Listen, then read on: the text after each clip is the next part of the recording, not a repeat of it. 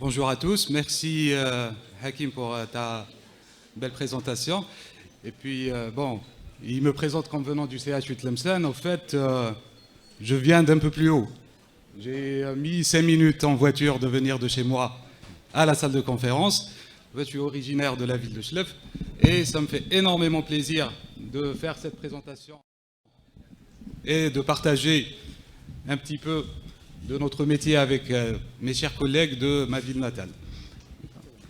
Donc effectivement, je viens de la faculté de médecine de Tlemcen, département de médecine dentaire. Je suis maître de conférence en parodontologie et je fais aussi partie du comité éditorial du Medical Focus Journal, qui est un journal scientifique de la faculté de médecine. Et je vous invite tous à aller faire jeter un œil ou à partager vos publications avec nous. J'ai aussi un certificat de surspécialisation en pédagogie médicale et je fais partie du bureau de pédagogie médicale de la faculté de médecine de Tlemcen, où on fait un peu partout en Algérie des séminaires de formation en pédagogie médicale. On a un centre de simulation médicale aussi, où je suis membre du bureau exécutif. Et enfin,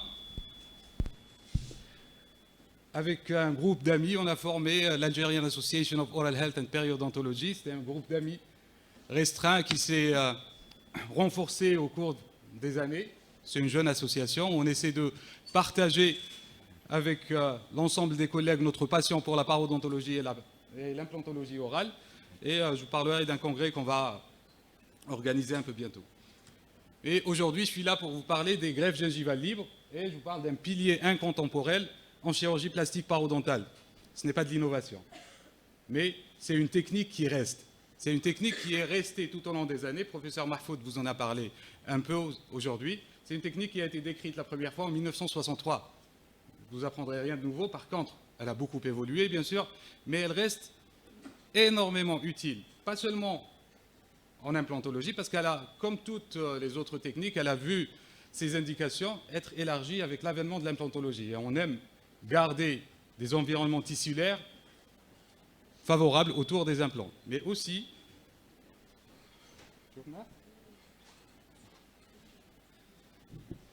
également autour des dents. Et aujourd'hui, je vais vous parler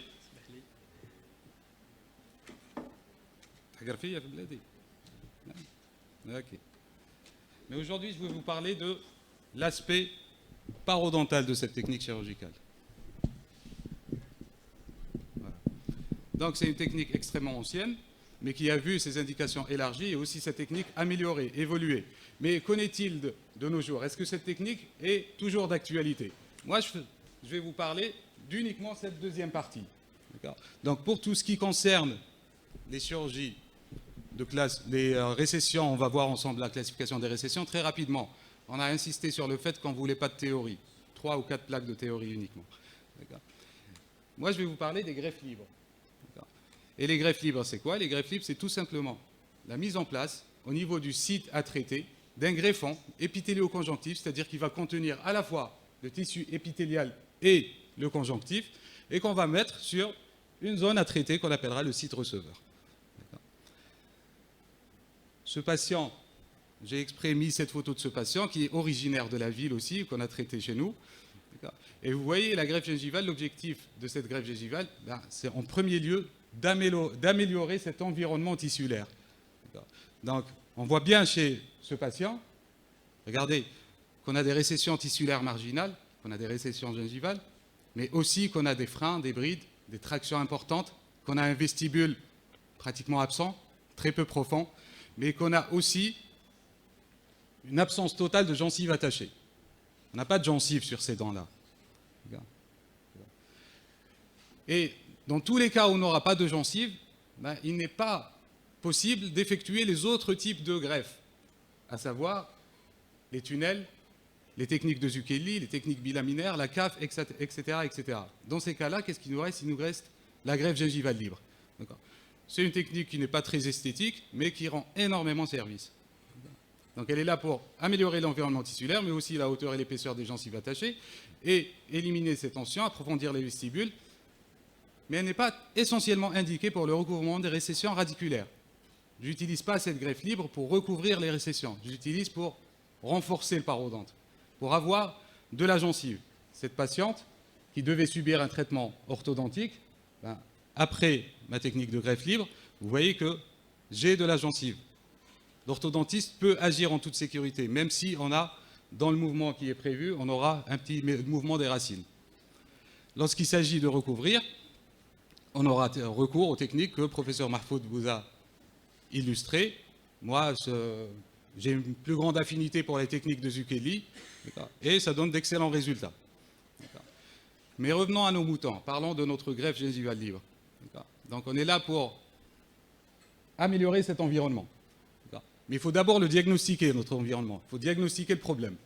Et le problème chez ce patient-là, on l'a dit, il y a une hauteur de gencive kératinisée qui est insuffisante. Donc il faut toujours aller observer votre gencive, aller observer votre récession et son environnement direct. Les freins, les brides, les tractions, le vestibule, la qualité des tissus et aussi la quantité des tissus. Il faut tout quantifier. Pourquoi? Pour pouvoir communiquer avec votre patient. Chez ce patient-là, je ne peux pas lui promettre un recouvrement total de cette récession. Après, j'aurai un retour négatif. Je ne vais pas lui promettre la lune alors que je sais que je n'aurai qu'un recouvrement partiel. Et comment je vais le savoir? On le sait à travers les classifications. Le parodonte, est-ce que j'ai un parodonte qui est fin ou un parodonte qui est plutôt épais? Il faudra l'évaluer aussi. Et puis surtout, le type de récession. Vous voyez sur la récession à gauche, ça vous paraît être une récession énorme, mais ces cas-là, c'est du pain béni à traiter.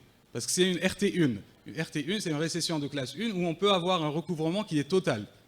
C'est des patients qui se brossent excessivement, etc. Sur la récession du côté droit, celle-là, qui ne me paraît pas aussi grave, ici, aucun recouvrement ne peut être espéré parce qu'on est en RT3. D'ailleurs, chez cette patiente, c'est une lisse terminale et c'est l'extraction de la dent pratiquement. Donc, comment faire la différence et ne pas promettre à notre patient quelque chose qu'on n'arrivera pas à avoir? C'est la classification, tout simplement. La classification de Miller, elle a été utilisée pendant plusieurs années. Dorénavant, on utilise la classification de Kero. Elle est très simple, on va juste la voir en quelques minutes. Donc, vous avez la RT1. Merci. Non, c'est rien. Comme la RT1. Et dans la RT1, qu'est-ce qu'on a? Ce qui est important de voir, c'est la perte d'attache interproximale. C'est est-ce que vous avez des pertes tissulaires? C'est est-ce que vous avez des pertes tissulaires au niveau interproximal? À chaque fois que vous voyez que la papille prend toute l'embrasure, que la papille est en place, c'est bon signe. Vous allez pouvoir recouvrir. Dès que vous voyez que la papille a migré, c'est que vous avez une perte d'attache. Là, on est soit en RT2 ou en RT3, il n'y a jamais de recouvrement. Bon. Et avec quelques techniques pour les RT2, on peut obtenir des recouvrements totaux, mais c'est pas prévisible, prédictible et reproductible à chaque fois. Pour les RT3, on ne peut jamais obtenir de recouvrement total. Dans la RT2, vous avez une perte tissulaire interproximale, mais celle-ci reste inférieure à la perte d'attache que vous avez en vestibulaire. C'est-à-dire que lorsque je mesure en vestibulaire, je vais trouver moins de perte d'attache qu'en interproximale. Pour la RT3, c'est tous les cas où vous allez avoir soit une perte d'attache équivalente ou supérieure à la perte d'attache vestibulaire. Là, on est en RT3. Tous les cas que je vais vous présenter seront des cas de RT3, où on ne peut pas obtenir de recouvrement total. Commençons par cette patiente. Cette patiente-là, on a une RT3, on a ici une rotation de la dent, on a une perte d'attache interproximale. Vous voyez qu'on a bien ici une absence de gencive attachée, une traction des freins, on a aussi un vestibule qui est profond, etc. On va chercher les étiologies. Pour les étiologies des récessions, on ne va pas s'amuser à traiter des récessions si on n'élimine pas leurs étiologies. L'étiologie, dans la plupart des cas, elle est inflammatoire, bactérienne. C'est-à-dire qu'on va avoir une inflammation et que la gencive va migrer apicalement en suivant la migration de l'os. Mais dans quelques cas, c'est des facteurs traumatiques que vous allez avoir. C'est un brossage traumatisant qui va agresser la gencive. Ça, c'est les facteurs déclenchants. Associés à ça, vous avez plusieurs facteurs anatomiques et d'autres facteurs qui sont iatrogènes qu'on aura causés par nos traitements orthodontiques, endodontiques, etc. Chez ce patient-là, c'est un facteur traumatique. C'est un patient qui se brosse énormément. Ingénieur physique en Russie, ce n'est pas les patients qu'on va recevoir tous les jours au cabinet ni au service. Par contre, les patients, je ne sais pas si vous êtes d'accord avec moi, les patients qu'on reçoit pratiquement tous les jours, c'est ce genre de patients. On a une accumulation de tartre très importante où on a eu peur d'aller chez le dentiste, on a vu la mobilité augmenter, le tartre s'accumuler, on a eu mal, on ne s'est pas brossé et ça s'est accumulé encore plus jusqu'à avoir des récessions de RT3. Et dans ces cas-là, il faut aussi agir, il faut aussi faire quelque chose. Donc, cette patiente que je vous avais présentée tout à l'heure, bien sûr, on a fait une motivation à l'hygiène bucco-dentaire, on a fait notre traitement étiologique. Ensuite, on vient évaluer. On a une absence de gencives attachées, pas de vestibule, des freins et des brides importants. Et dans ce cas-là, qu'est-ce qu'on va faire? On va faire notre technique de greffe libre.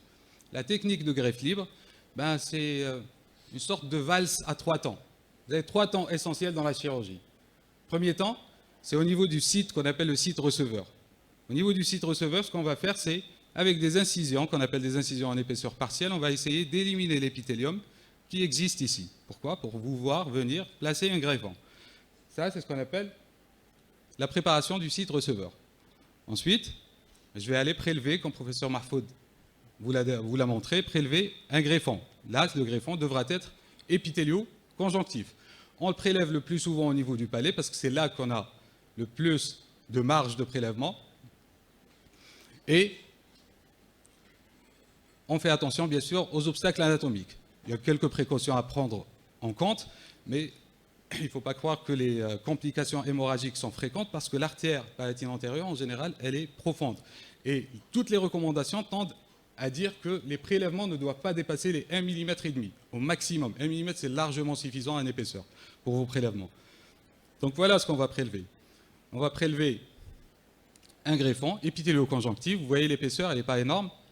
Et ce greffon-là, je vais aller le placer au niveau du site receveur. La plaie au niveau du palais, c'est le point noir de ces types de chirurgie. Parce que les patients vont venir vous voir, ils ne vont pas se plaindre de la plaie au niveau du site receveur, ils se plaindront de la douleur au niveau du palais le plus souvent. Les hémorragies, c'est au niveau du palais le plus souvent. Et c'est là qu'il faut agir, qu'il faut bien protéger, etc. Il y a des techniques très simples, il ne faut pas aller chercher très compliquées pour pouvoir gérer ça. Une simple gouttière thermoformable que vous venez placer pour plaquer une éponge collagénique, elle suffit largement la plupart du temps. Et les patients sont ravis. Ils peuvent s'alimenter avec, etc. Et vous avez une cicatrisation qui est parfaite à 30 jours. À une année, à 3 mois, pardon, on peut reprélever au niveau du même site. Vous voyez ici. Ensuite, troisième temps chirurgical, mon greffon, je vais venir le placer au niveau de mon site receveur. Quand on le place au niveau de mon site receveur, lors du prélèvement, j'aurai pris les dimensions exactes du lit receveur que j'ai préparé. Je prélève exactement la taille dont j'ai besoin. Et là, toute la magie est dans les sutures. Dans vos sutures, il faut pouvoir... Il y a 2 points essentiels pour que vos greffes marchent. Première, c'est la stabilité du greffon. Stabilité du greffon et du caillot sanguin. La deuxième, c'est l'apport sanguin. C'est the clot stability and the blood supply. C'est l'apport sanguin. On doit avoir un apport sanguin. Un apport sanguin, il va venir de tout ce conjonctif qu'on a laissé et surtout du périoste au niveau apical qu'on aura laissé. Donc pour la suture, rien de plus simple, on va faire des points en haut pour stabiliser au niveau des papilles. Ensuite, des points très intéressants à faire, ce sont ces types de points à ancrage périosté qui sont suspendus autour des dents et qui sont croisés. Ça apporte énormément de stabilité à la greffe. Ici, le point est très simple. Là, par contre, il faut faire attention, on va suturer sur de la muqueuse. La muqueuse est libre. Donc là, il faut prendre un ancrage périosté. Il faut aller chercher le périoste lorsque vous allez suturer. Et puis là, vous voyez le résultat tout de suite après l'ablation des sutures. C'est 8 à 10 jours, en général, je fais l'ablation des sutures. Et la modification du phénotype gingival à 1 mois. Donc vous voyez que là, ce que j'ai fait, c'est vrai qu'on a recouvert ici. Ce n'était pas l'objectif. L'objectif TAI, c'est surtout d'obtenir cette hauteur de gencive attachée et cette épaisseur de gencive kératinisée dont j'ai besoin pour garder la pérennité du tissu parodontal à long terme. Oui, c'est vrai que j'ai recouvert, pas toutes les dents, il y a une dent qui n'est pas totalement recouverte, mais j'ai obtenu une augmentation du volume de gencive attachée. Même chose chez cette patiente. Vous voyez, même technique de greffe, prélèvement, je viens le suturer, je le stabilise et j'ai une modification du phénotype gingival. Je passe d'un phénotype qui est fin, de racines qui sont prééminentes, je passe à quelque chose qui est beaucoup plus sûr, plus sécure. Cette patiente, vous voyez, a une particularité ici que vous n'avez pas de gencive attachée, là encore, mais on a une inflammation qui est très sévère. Une inflammation, une rougeur au niveau de la gencive, la dent qui sort de son couloir. Et là aussi, je ne peux pas faire autre chose que apporter de la gencive attachée. Dans un second temps et après traitement orthodontique, je pourrais améliorer la situation. Donc, je pose ma greffe et regardez là où je la pose. Je ne vais pas essayer de mettre mon greffon à ce niveau-là, parce qu'on le sait, elle va redescendre. C'est une classe 3. Donc pourquoi prélever trop grand pour le perdre par la suite? On prélève ce dont on a besoin et la science nous dit que je connais mon niveau supérieur maximal de recouvrement. Je le connais, donc je me mets à son niveau. Et un mois plus tard, on a une certaine stabilité, j'ai augmenté la hauteur de gencive attachée. La patiente part en orthodontie, ce n'est pas une FANA du brossage. Vous voyez qu'il y a encore beaucoup d'inflammation lors du contrôle, ça c'était à 3 mois après son traitement orthodontique. Mais regardez, l'inflammation, elle a été stoppée par cette bande de gencive que j'ai mise. S'il n'y avait pas ça, on serait passé en muqueuse et on aurait eu beaucoup plus de problèmes. Un autre cas, premier cas, chez le Faouili comme au départ, même chose. On a amélioré l'environnement gingival. L'environnement parodontal, pardon. On peut avoir des résultats esthétiques qui sont meilleurs. Lorsqu'on prélève des prélèvements qui sont fins, on prend des fois des patrons pour prélever exactement ce dont on a besoin. Là, c'est une partie au niveau de cette canine qui avait aussi l'absence de gencive attachée. Et vous voyez ici qu'on a une meilleure intégration esthétique. Ça dépendra énormément des tissus du patient. Donc, si le patient a un palais qui est très kératinisé, vous aurez avec l'aspect en rustine, la couleur blanchâtre. En général, on utilise ces techniques au niveau inférieur. Et vous savez que la lèvre, c'est le meilleur ami du dentiste. Elle va tout cacher en intérieur. Au niveau inférieur. C'est dans des cas d'édentement avec des récessions sur une dent distale, à côté d'un édentement. Là, on ne peut pas faire autre chose. On ne peut pas faire de tunnel ici, on ne peut pas faire de CAF, etc. parce qu'on n'a pas la papille distale. Mais la greffe gingivale, même dans des situations comme celle-là, elle tient très bien. Et on peut obtenir une amélioration de l'environnement gingival. Donc, pour finir, qu'est-ce qui a changé dans la technique? La technique est restée la même. Par contre, il y a eu des améliorations minimes. Par exemple, la préparation du lit receveur. Je sais où je dois m'arrêter. Je ne pars pas au-delà de la ligne maximale de recouvrement. Deuxième des choses, on utilise les principes de la microchirurgie. Tous les principes de la microchirurgie, c'est d'être les moins agressifs lors de votre incision et de vos sutures. Donc, il y a des micro-lames, MJK, etc. Là, j'en vois pas l'intérêt, franchement, en chirurgie de greffe libre. Par contre, une lame 15C, ça rend énormément service pour pouvoir avoir des incisions précises et franches. Il y a aussi des modifications au niveau de l'épaisseur du greffon. On prélevait des greffons avec une épaisseur de 2 mm, etc. On avait dans l'idée que plus l'épaisseur était grande, plus on allait avoir de tissu. Mais toutes les études nous montrent que 1 mm à 1,5 mm sont largement suffisantes pour obtenir une modification du phénotype. La protection de la plaie palatine. Protection de la plaie palatine, on a souvent suturé en mettant un produit hémostatique. Ensuite, on est passé aux gouttières thermoformables. Et là, de plus en plus, ce que j'utilise en pratique quotidienne, c'est du composite flow, tout simplement. Ça prend moins de temps et c'est beaucoup plus agréable pour le patient parce qu'il a toute cette sensation de la mastication dessus une gouttière. Donc, il suffit de préparer un peu les faces palatines et puis de recouvrir toute la plaie par du composite flow et ça marche très très bien. Vous voyez la cicatrisation. C'est les mêmes résultats de cicatrisation qu'on obtient. Les sutures aussi. Souvent, on suturait avec du fil tressé, avec des Vicryl, etc. Et on avait, à 10 jours, lorsqu'on venait faire l'ablation du fil, même chez des patients qui avaient une bonne hygiène, on avait cet aspect-là. Je trouve qu'il est plus agréable de retrouver le patient à 10 jours avec cet aspect-là. Et pour ça, on est passé d'abord à des fils beaucoup plus fins. Je suture en 6-0 et avec du monofilament, non résorbable, avec du prolène en général. Les aides optiques sont devenues indispensables. Aide optique plus éclairage, c'est indispensable pour pouvoir suturer de manière précise, atraumatique et avec du 6-0. Les pinces à suturer, il faut aussi prendre des Castroviejo pour pouvoir suturer avec ce type de fil. Et puis je vous disais tout à l'heure que, voilà, avant on avait tendance à aller essayer de tout recouvrir, sans chercher à déterminer la ligne de recouvrement maximale qu'on pouvait avoir en fonction de la perte d'attache. Et on voyait que ça redescend à la cicatrisation. Rappelez-vous de ce cas. Ma greffe, je l'ai arrêtée ici. Pas la peine d'aller plus haut, de traumatiser le patient, de tirer trop ensuite, de le perdre. Une petite autre indication qui est d'actualité, on fait de plus en plus de préservation alvéolaire après les extractions. Après les extractions, pour pouvoir placer des implants, on fait de plus en plus de préservation alvéolaire. Et la greffe libre peut nous servir de bouchon biologique, en gardant à l'esprit les deux principes, les HOMA, à la fois la stabilité de la greffe et l'apport vasculaire.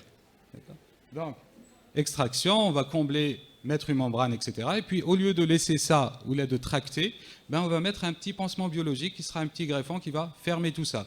Le prélèvement se fera tout simplement au niveau... Pardon. Bon, il y a eu des vidéos, mais qui ne sont pas passées. Celle-là aussi, par exemple.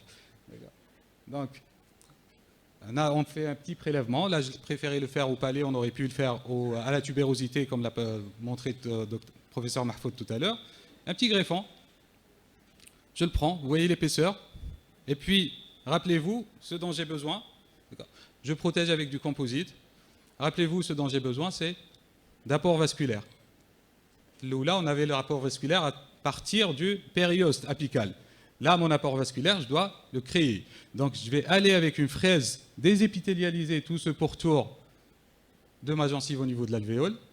Et tout ça, ce qui est en rouge, deviendra une surface d'échange vasculaire.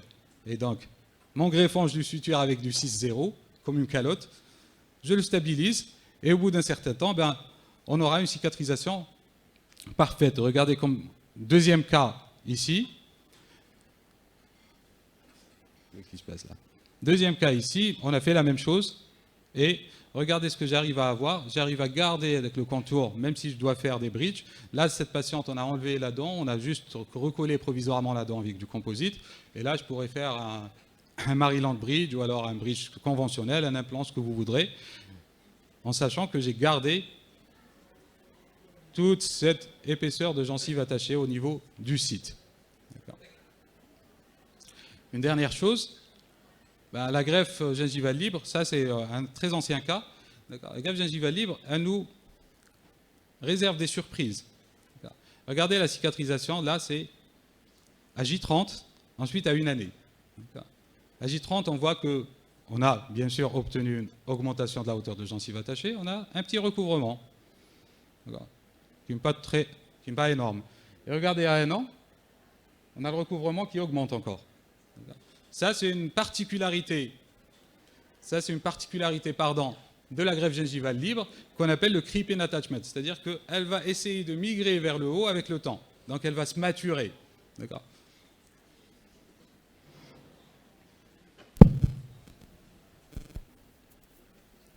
Ce qu'on appelle le creeping attachment.